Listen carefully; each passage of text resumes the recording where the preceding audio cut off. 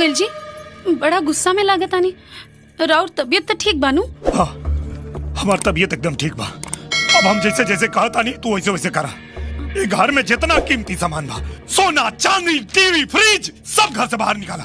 हाँ निकाल देता नहीं, लेकिन बात का इला चिट्ठी पढ़।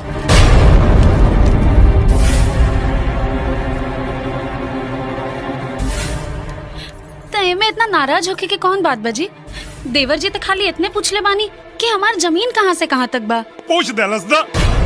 अरे जोने भाई के हम अपने औलाद की तरफ पाल पोस के बड़ा के नहीं, वो आज हमसे पूछा था क्यों करे हिस्सा की जमीन जायदाद कहाँ तक बा। देखी हम देवर जी के लिखावट अच्छा से पहचानत बानी। ये चिट्ठी ऊ ना के और लिख ले बा।